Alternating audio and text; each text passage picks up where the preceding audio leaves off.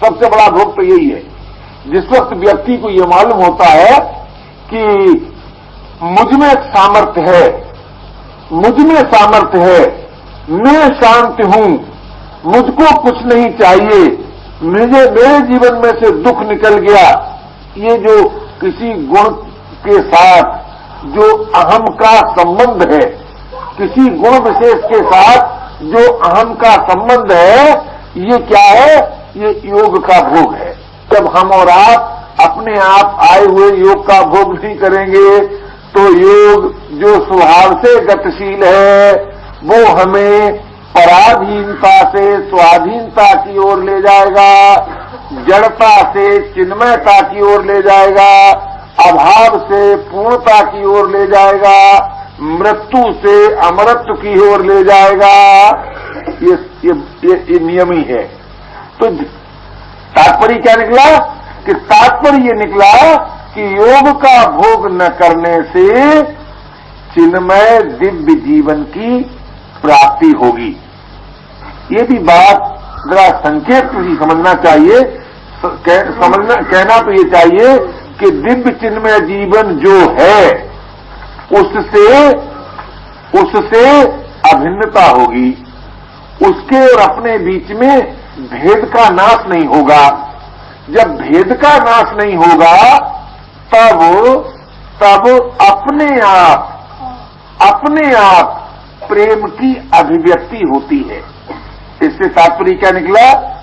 कि अपने आप आए हुए योग का भोग न करने से नित्य योग, बोध और प्रेम की अभिव्यक्ति होगी। तो नित्य योग जो है ये सामर्थ्य का प्रतीक है, और बोध जो है ये जीवन का प्रतीक है, और प्रेम जो है ये रस का प्रतीक है। अगर जीवन में से रस निकाल दिया जाए तो आपको जीवन अविष्ट है, अगर रस में से जीवन निकाल दिया जाए तो आपको रस अविष्ट है, अगर रस और जीवन में से सामर्थ्य निकाल दी जाए तो आपको वो जीवन प्रिय है? आप कहेंगे नहीं। तो प्रिय क्या है?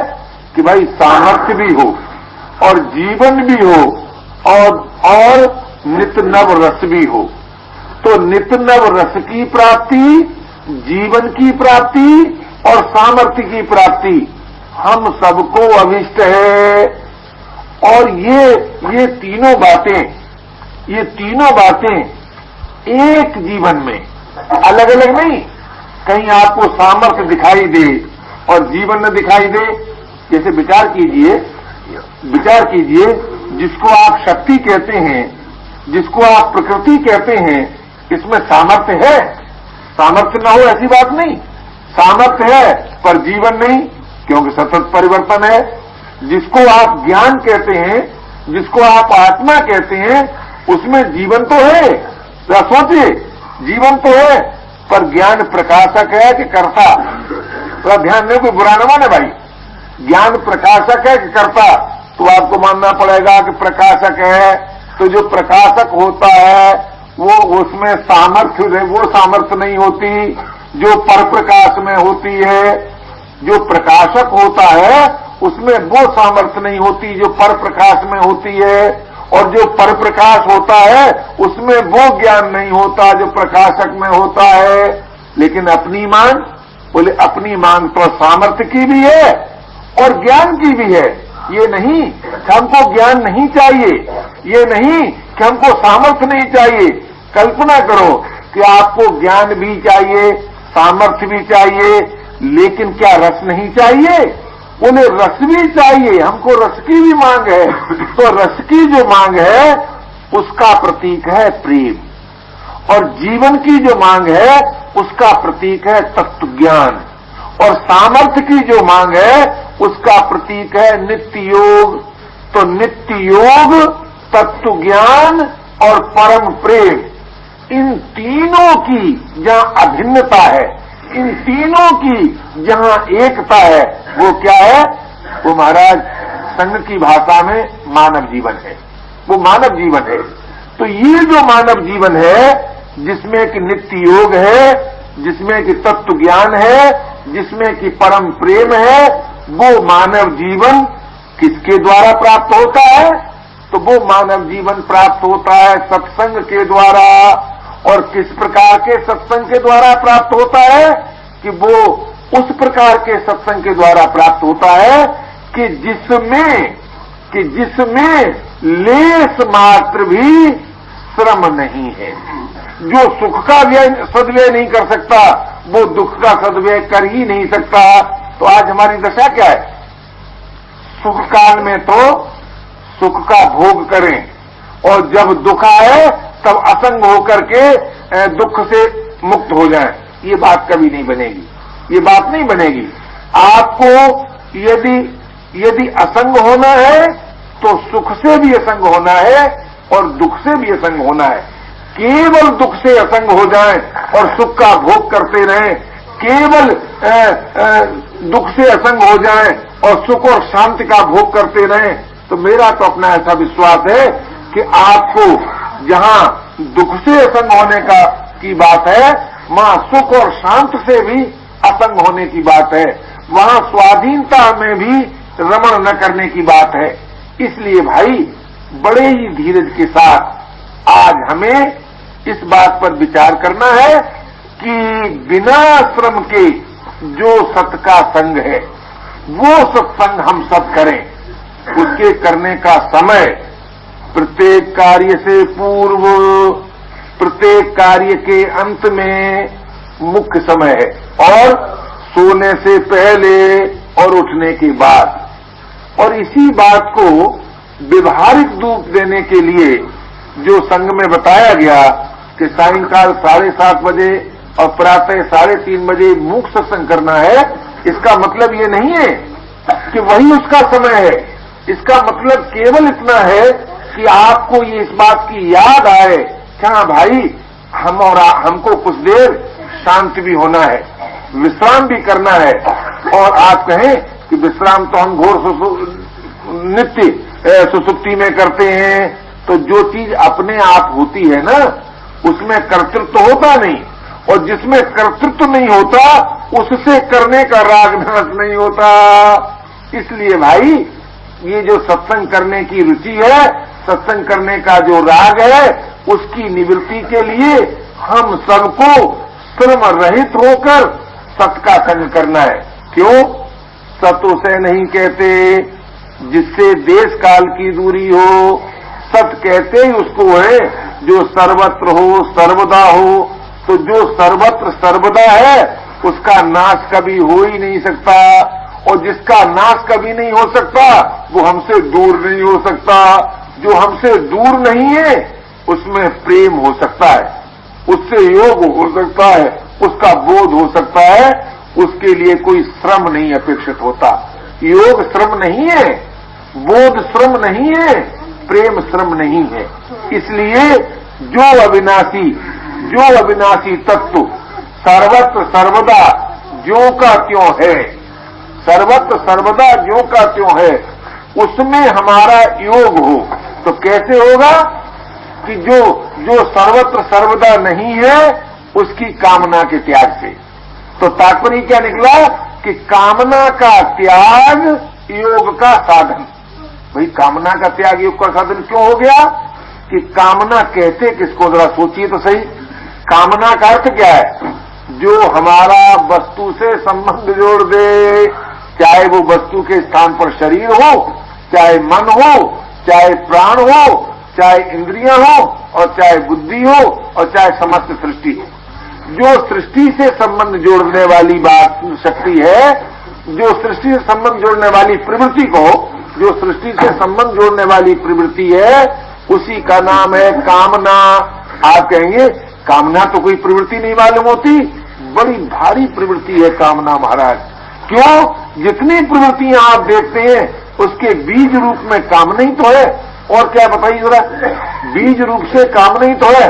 शुक्ला जी के मन में कामना उठी कि शांत को बिहार में बिठाना चाहिए। बेचारे बुधिया जी फंस गए बुरी तरह से। और कैसे फंसे? ये मानकर फंसे कि शाम को फंसाना है, ये मानकर नहीं फंसे कि मैं फंस रहा हूं, फंसे तो बड़ी बुद्धिमानी से।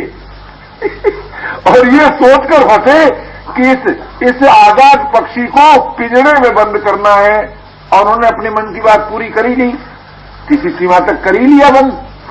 लेकिन जरा सोचिए, हम लोगों का संबंध तो उससे है कि जिसकी प्राप्ति वस्तु से संबंध विच्छेद करने पर होती है, और वस्तु से संबंध विच्छेद करने का ही दूसरा नाम कामना रहित होना है। तो जब कामना रहित होने से योग की प्राप्ति होती है, तो मैं आपसे पूछता हूं कि पराधीनता कामना पूर्ति में है कि कामना के त्याग में? तो हर एक भाई को, हर एक बहन को ये बात माननी पड़ेगी कि भाई पराधीनता कामना पूर्ति में है, कामना त्याग में नहीं। हम बोलने में पराधीन हो सकते हैं, न बोलने में नहीं। कोई सुनने में पराधीन हो सकता है कि न सुनने में नहीं। कोई देखने में पराधीन हो सकता है किंतु न देखने में नहीं। तो ये जो न देखने से, न सुनने से, न बोलने से, न सोचने से जिसका संग होता है वो है मूक सत्संग। मूक सत्संग। तो कामना रहित होने से योग की प्राप्ति होगी, और वो योग की प्राप्ति किसी परिस्थिति पर निर्भर नहीं, किसी देश काल पर निर्भर नहीं, वो सर्वत्र हो सकती है, सभी को हो सकती है। तो जब हम कामना रहित होकर विश्राम करें, या हमको विश्राम मिले, या विश्राम का संपादन हो, तब कुछ देर के बाद मन में उथल पुथल मचती है। आप लोगों की भाषा बोलता हूं कि मन में उथल पुथल मचती है, मेरी अपनी ये भाषा नहीं है। मेरी भाषा तो ये है कि मन में तो न उथल है न पुथल है, वो तो जैसे तुम तैसा तुम्हारा मन। तो उथल पुथल क्या मचती है कि उससे पूर्व जो भुक्त इच्छाओं का जो प्रभाव है, वो प्रभाव मिटने के लिए प्रकट होता है। जिसे आज लोग मन की चंचलता कहते हैं, जिसे आप मन का विकार कहते हैं, वो विकार नहीं है, वो तो भुक्त इच्छाओं का प्रभाव जो दबा हुआ था मवाद के रूप में, वो प्रकट होता है नाश होने के लिए। किंतु हमसे भूल क्या होती है कि जब वो विकार प्रकट होता है नाश होने के लिए, तब उससे भयभीत हो जाते हैं, और भयभीत होकर ये मानने लगते हैं, हाय हमारा मन तो बहुत खराब, हमारा मन तो बहुत खराब। तो ये जो हमारी मान्यता हो जाती है कि हमारा मन बहुत खराब, वो बेचारा मन थोड़ी देर के लिए दब जाता है। क्यों दब जाता है? कि मन नहीं चाहता कि आप उसके द्वारा दुखी हो। मैं सच कहता हूं, मन ये नहीं चाहता कि आपके द्वारा दुखी हो।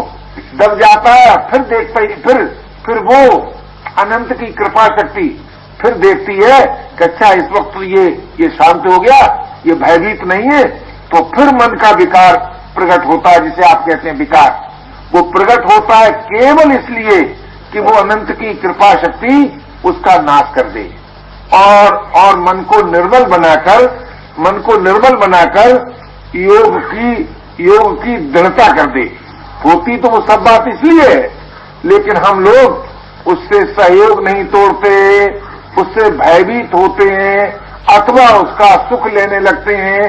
तो भाई उत्पन्न होने वाली उथल पुथल से हमको और आपको भयभीत नहीं होना चाहिए, उससे सुख नहीं लेना चाहिए, उससे तदात्म नहीं रखना चाहिए। उसके बाद ही मन अपने आप निर्विकल्प हो जाएगा। और मन की जो निर्विकल्पता है, ये बुद्धि को समता देने वाली है और इंद्रियों को विषय से विमुख करने वाली है। मन बुद्धि और इंद्रियों के बीच की चीज है। तो जब मन में संकल्प होता है, तब बुद्धि मन के अधीन होकर और मन इंद्रियों के अधीन हो जाता है, और जब मन इंद्रियों के अधीन हो जाता है तो इंद्रियां विषय के अधीन हो जाती हैं। एक क्रम यह है। दूसरा क्रम क्या है कि जब मन निर्विकल्प होता है तब इंद्रियां मन में विलीन होती हैं, और जब इंद्रियां मन में विलीन होती हैं तो मन बुद्धि में विलीन होता है, और जब मन बुद्धि में विलीन होता है तो बुद्धि सम हो जाती है। एक क्रम है ये। तो ये जो मूक सत्संग है, ये बुद्धि की समता कहो, मन की निर्विकल्पता कहो, इंद्रियों की विषय विमुखता कहो, यहां से तो ये आरंभ होता है, यहां से तो ये आरंभ होता है। और इसका अंत कहां होता है? कि इसका अंत होता है शांति की असंगता से। समाधि की जो असंगता है, स्वाधीनता में जो संतुष्ट न होना है, वहां जाकर मूक सत्संग की समाप्ति होती है। और जहां मूक सत्संग की समाप्ति होती है, वहां अपने आप परम प्रेम की अभिव्यक्ति होती है, परम प्रेम की अभिव्यक्ति होती है, तत्व ज्ञान की अभिव्यक्ति होती है, नित्य योग की अभिव्यक्ति होती है, अथवा यूं कहो कि सामर्थ्य, स्वाधीनता और रस की अभिव्यक्ति होती है। यानी सामर्थ्य की अभिव्यक्ति होती है, स्वाधीनता की अभिव्यक्ति होती है और रस की अभिव्यक्ति होती है, जिसको कि मानव सेवा संघ की भाषा में मानव जीवन बताया जाता है। मानव जीवन का जो वास्तविक चित्र है, वो वही चित्र है कि जो आपको विश्राम से प्राप्त हो सकता है। जरा सोचिए, अब विश्राम कैसे प्राप्त होता है? तो विश्राम के एक और साधन है। वो क्या है? वो है असंगता। असंगता से भी विश्राम प्राप्त होता है। असंगता का अर्थ क्या है? कि असंगता का अर्थ केवल इतना है कि जिसे आप जानते हो, जिसे आप जानते हो वो आप नहीं है। सीधी बात, जो जानने में आता है वो ज्ञाता नहीं है, जो ज्ञाता है वो जानने में नहीं आता। तो आप किसे जानते हो? समस्त सृष्टि को जानते हो, समस्त सृष्टि को जानते हो। तो जिस सृष्टि को तुम जानते हो वो सृष्टि तुम नहीं हो, इसका नाम असंगता है। अभी हमारी बहनें कह रही थी कि मैं ब्रह्म हूं, मैं ब्रह्म, ये संगता नहीं है, ये संगता नहीं है। क्यों? इस बात का तुम विश्वास कर सकते हो कि मैं ब्रह्म हूं, इस बात का तुमको ज्ञान नहीं, इस बात का तुमको ज्ञान नहीं। तो जैसे आपने ये विश्वास किया था कि मैं स्त्री हूं, जैसे किसी ने ये विश्वास किया था मैं हिंदू हूं, उसी तरह से आपने ये विश्वास कर लिया कि मैं ब्रह्म हूं। वास्तव में ज्ञान तुमको केवल इतना है, ज्ञान तुमको केवल इतना है कि भाई जो चीज जानने में आती है वो मैं नहीं है, उसका नाम मैं नहीं हो सकता। यह का नाम मैं नहीं है, यह मैं नहीं है, यह इस ज्ञान, यह असंगता का साधन है। यह असंगता नहीं है, यह असंगता का साधन है। तो जब इससे असंगता प्राप्त होती है तो किससे असंगता प्राप्त होती है? समाधि से असंगता, समाधि से। और भाई अब लोग क्या सोचते हैं कि हमको कर्म से असंगता प्राप्त हो जाए, चिंतन से असंगता प्राप्त हो जाए। अजी भाई सोचो तो सही, कर्म से असंगता कर्म काल में कैसे प्राप्त होगी? आपको बताओ तो सही। कर्म काल में कर्म से असंगता प्राप्त नहीं होगी तो क्या प्राप्त होगी? कि कर्म के फल से असंगता प्राप्त होगी, कर्म से नहीं।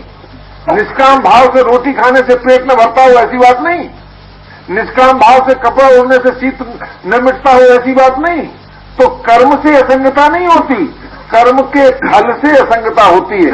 और असंगता किससे होती है भाई? और असंगता किससे होती है? कोई कहे कि हम चिंतन से असंग हो जाए, बोले चिंतन से असंगता नहीं होती। चिंतन जब प्रियता के रूप में बदलता है, चिंतन जब प्रियता के रूप में बदलता है, तब उसमें कर्तृत्व के अभिमान से असंगता होती है। चिंतन में कर्तृत्व का जो अभिमान हो जाता है, बोले उससे असंगता होती है। आगे कोई कहे तो फिर वास्तव में असंगता किससे होती है? कि भाई वास्तव में तो असंगता चिर शांत से ही होती है। चिर शांत से जो असंगता है वो असंगता है। अब जरा सोचिए तो सही, जरा सोचिए तो सही कि जो जीवन चिर शांत से असंग होने पर प्राप्त होगा, उस जीवन का आप वर्णन कर सकेंगे? नहीं कर सकते, किंतु प्राप्त कर सकते हैं। इसलिए भाई असंगता से भी विश्राम मिलता है, विश्राम मिलता है। और किस प्रकार विश्राम मिलता है? कि भाई शरणागति से भी विश्राम मिलता है। बोले क्यों? शरणागति से कैसे विश्राम मिलता है? जरा विचार तो कीजिए। जरा विचार तो कीजिए, जब हम अपने में अपना कुछ नहीं पाते और अपने को भी बिना किसी शर्त के उसको दे देते हैं जिसको सुना है। देखिए शरणागति का अर्थ क्या? शरणागति कोई अभ्यास नहीं है, शरणागति भाव है। तो शरणागति का अर्थ केवल इतना है कि उस सुने हुए प्रभु के समर्पित अपने को कर देना। वो निराकार है कि साकार है, वो सविशेष है कि निर्विशेष है, वो यहां है कि वहां है, इसकी कोई चिंता नहीं है। बस इतनी बहुत पर्याप्त है। और है का विरोध विवेक विरोधी नहीं है का जो विश्वास है वो विवेक विरोधी विश्वास नहीं है, क्योंकि विवेक कार्य करता है यह पर नहीं, यह पर। तो यह का जो विश्वास है वो विवेक विरोधी विश्वास है, लेकिन है का जो विश्वास है वो विवेक विरोधी नहीं है। आप कहेंगे तो उस है का विवेक में समर्थन भी तो नहीं है। बड़ी सुंदर तर्क है ये और बड़ी ईमानदारी की तर्क है कि मान लिया कि यह का विश्वास विवेक विरोधी विश्वास है, लेकिन है का विश्वास विवेक विरोधी विश्वास न सही, लेकिन विवेक का समर्थन भी तो नहीं है। अरे भाई जरा सोचो तो सही, यदि विवेक के समर्थन से विश्वास सिद्ध होता तब वो विश्वास मार्ग नहीं हो सकता था। यदि विवेक के समर्थन से विश्वास सिद्ध होता तब वो विचार मार्ग उसका नाम होता। तो विश्वास एक स्वतंत्र मार्ग है किस साधक के लिए? जिसको सुने हुए प्रभु में विश्वास हो। सुने हुए प्रभु में विश्वास, चाहे उसने गुरु से सुना हो, चाहे ग्रंथ से सुना हो, ये नहीं कि अनुभव में आया हुआ प्रभु नहीं, जाना हुआ प्रभु नहीं, वो प्रभु कि जिसको सुना है और जिसमें विवेक का विरोध नहीं है।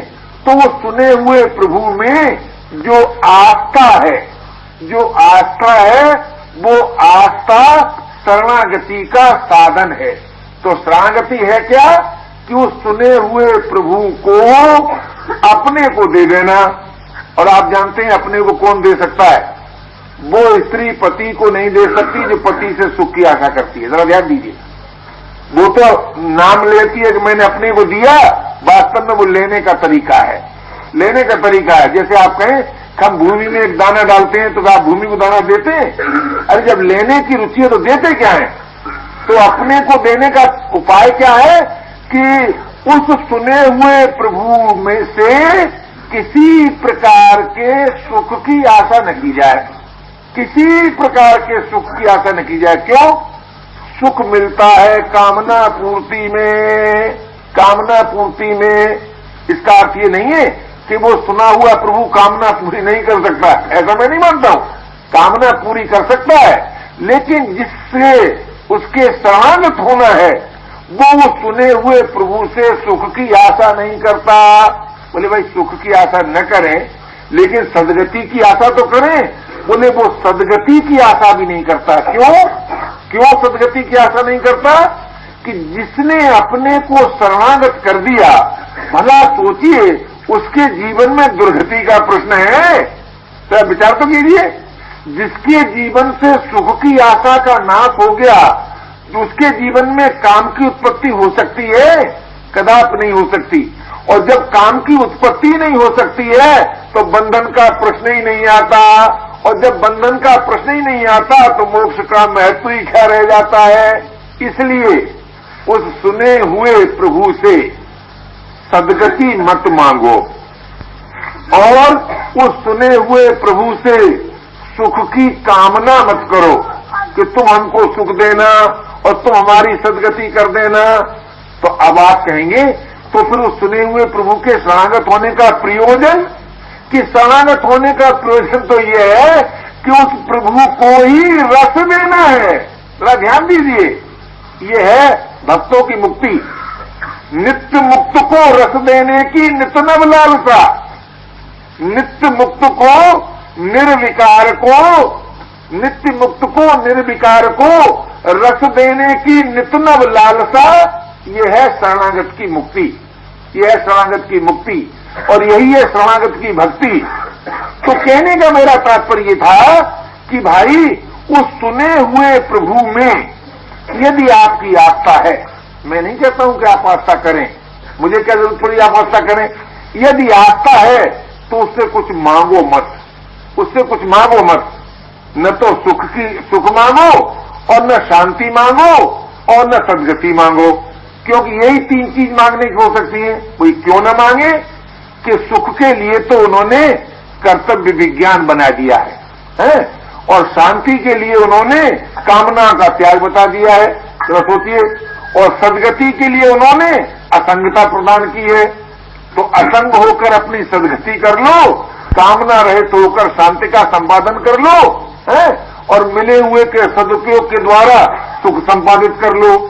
तो इन तीन बातों के लिए ईश्वरवाद की कोई आवश्यकता नहीं है, कोई आवश्यकता नहीं है। तो ईश्वरवाद की आवश्यकता किस लिए है कि अगर आप शरणागत होकर अपने शरण्य को रस देने की लालसा रखते हैं, तब आपको प्रभु की सत्ता में आस्था रखनी चाहिए। तो ये क्या है? बोले इस प्रकार भी हम और आप श्रम रहित हो सकते हैं, क्योंकि शरणागत के जीवन में भी श्रम नहीं है, और असंग जो जिसे असंगता प्राप्त है उसमें भी श्रम नहीं है, और जिसने प्राप्त परिस्थिति का फलाशक्ति से रहित, कर्तृत्व के अभिमान से रहित सदुपयोग किया है, उसके जीवन में भी श्रम नहीं है। तो तात्पर्य क्या निकला कि प्रवृत्ति द्वारा, निवृत्ति द्वारा, शरणागति द्वारा हम सबको चिर विश्राम प्राप्त करना है, और चिर विश्राम द्वारा ये सब अपने आप प्राप्त हो जाता है। अभी आपकी रुचि की बात है कि आप पहले चिर विश्राम को प्राप्त करके तब आप कर्तव्य परायण होंगे, असंग होंगे या शरणागत होंगे, अथवा कर्तव्य परायण होकर, असंग होकर, शरणागत होकर चिर विश्राम